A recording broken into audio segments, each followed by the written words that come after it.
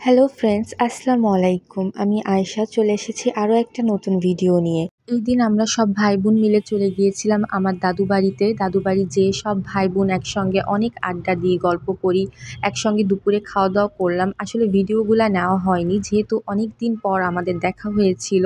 সব সময় সবার দেখা হয় না। আর আমরা কিন্তু এই কয়েকজন ভাই বোন না, আমার আরও অনেকগুলা ভাই বোন আছে, কিন্তু সবাই সবার কাজে পড়াশোনা নিয়ে অনেক বেশি ব্যস্ত। সো আমরা যে কয়েকজন সঙ্গে ছিলাম চেষ্টা করেছি আমাদের সময়টা আরও সুন্দরভাবে কাটানোর।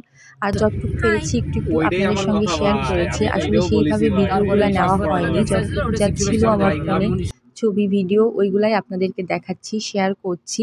ভালো লাগলে অবশ্যই লাইক কমেন্ট করবেন, আমার পাশে থাকবেন।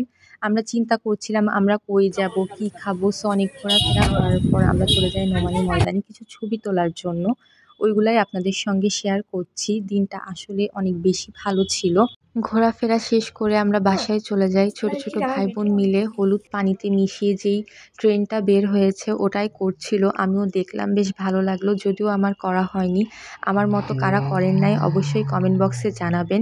ভিডিওতে কোনো ভুল করে থাকলে অবশ্যই ক্ষমার দৃষ্টিতে দেখবেন। সবাই ভালো থাকবেন। আল্লাহ হাফেজ।